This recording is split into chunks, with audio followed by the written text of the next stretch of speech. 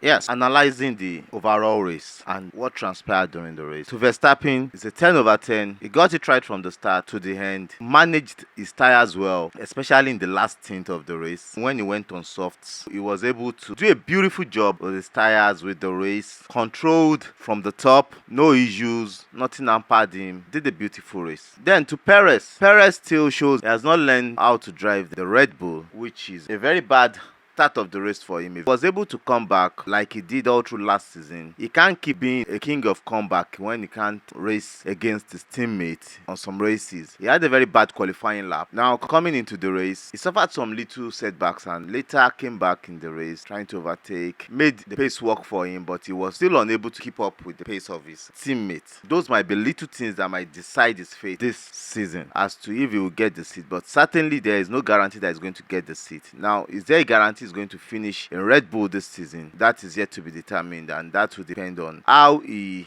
performs this season. So Charles Leclerc. Talking on Charles Leclerc and Carlos Sainz, there are no rules, and it shows in the way they both handled their races yesterday. They were matured. They gave themselves some decent space when they had little overtakes. Gave us the fireworks at least to start the season, a contender for overtake of the season and for possibly fight of the season between two teammates. It was lights on, bangers on. Charles Leclerc suffered the first part of the race with a lot of mistakes. George Russell overtaking him, Sergio Perez overtaking him, his own teammate overtaking him. Then later, towards the end of the race, came alive again and he was able to manage his pace and eventually did a good job. But coming fourth was the best job he could do. He started second, came fourth. With the pace the Ferrari had, he was unable to manage his own side of the pace in the first two stints of the race. But towards the end of the race, he did a comfortable job for his team, so I would say, and he came home in fourth. To Carlos Sainz, what a beautiful job Carlos Sainz did yesterday. He knows he will be looking for another seat next year and he's trying to sell himself out there to make sure other teams sees him as a very good driver, a powerful driver, somebody that is going to compete, take their car home and give them some good and decent points. Naturally, we are looking at Mercedes for his seat in next season, but we are not sure about his Mercedes seat next season, but I am sure he's going to get a seat next season because the duels are so beautiful. He's not compromising much to put his teammates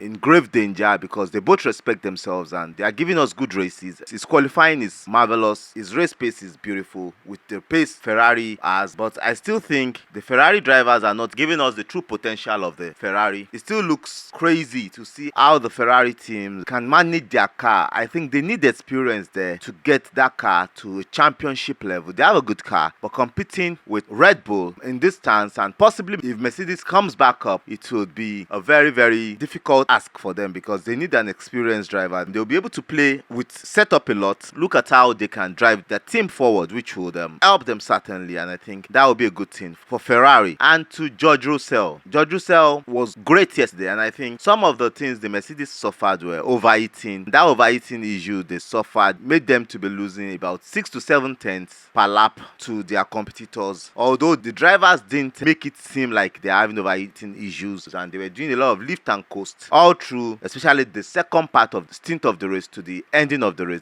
But George Russell did a very good job. He was able to maintain a balanced pace, but I think about being overtaken by Sergio Perez, something that's going to come because their car is suffering. But by the Ferrari, I think it's a tough ask for him because I believe he should be able to still manage to give the Ferrari some breathing air or suffer them so that he can come back to him towards the end of the race. But he was unable to do that. He made a lot of mistakes. Should I say it was because of the lift and coast and also the overheating issues? I don't know what Mercedes were really thinking to change the engine cover during the practices. Don't know what they were thinking, and that came back to haunt them. I think they really have a long way job to do to get that car set up, and I think it will take them some races. They have a good car, serious. It is going to take them some races to get the best out of that car they are having in their hands. To Lando Norris, wow, Lando Norris did a beautiful job. The race pace of the McLaren is still not there. They are bringing some upgrades, but Lando Norris did a very good job. He was able to maintain at least hold his position to a larger extent, not losing too much, but being able to gain his position as per what others were doing, which is a great thing he did. Maybe when they bring the upgrades, we can see them challenging. To Lewis Hamilton, no excuses for Lewis Hamilton. He changed the setup. He had a broken seat, overheating issues. And I think if he had competed towards the top, he could have done a good job. But from where he was, some perfect overtakes, big fights, even with the lift and coast, the Mercedes still have a long way to go. Lewis Hamilton, to me, is a good job, but the Mercedes still have a long way to go this season. Learn about the car and put the car in a good qualifying situation and also long run situation. And I think that will then pay off in 4 to 5 races if they can get it right.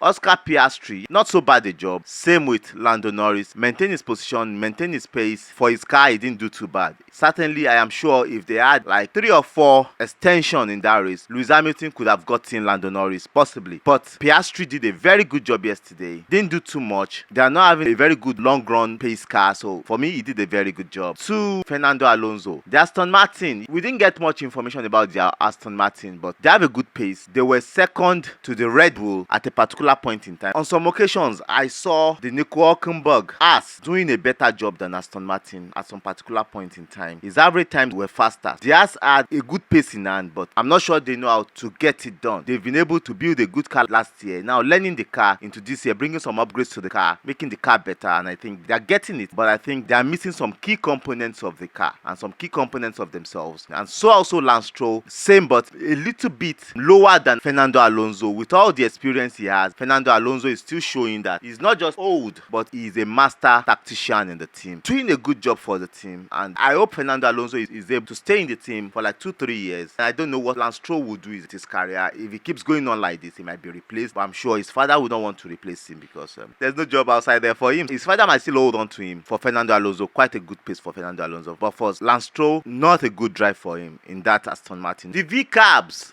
this is a war brewing, and we don't know how it will end between Ricciardo and Yuki Tsunoda. I hope they are able to sort their differences out during their drivers debrief, because yesterday was not funny. After the race, they had some little skirmishes. The team told Yuki Tsunoda to give Daniel Ricciardo a position in which he was angry with, and he showed his displeasure after the race, the way he drove around Daniel Ricciardo. And I think they need to squash this before it gets really, really bad. I think they need to squash this beef between these two teammates. Also, let me go to the Alpine. There's nothing much to talk about other drivers. Zhou Guanyu, Bottas, they did a good job with their car, with the pace of the car they had. Not so bad a job. For Logan Sargent, wow, Logan Sargent didn't do a good job. He made a lot of mistakes. Fortunately for him, he was still able to end the race. Alex Albon kept on pushing the Williams to show that he deserves a good seat in a better team. And for me, Alex Albon is still one of the best drivers on the grid. To the Alpine, heads will roll, and heads are already rolling. I think they're going to be having bigger headache, bigger pain, because a lot of people describe the car as rubbish, and it's just like they come to play this season. I believe Alpine can still turn their season around, but with fresh headaches they are having, fresh pains they are going to suffer. They've had some key resignation. At least we've heard of 2 people resigned from Alpine. Their technical director Matt Amman and the head of aerodynamics Dirk De Boer, they've both resigned before traveling to Bahrain with the team. So I think they have 2 months with the team before they leave.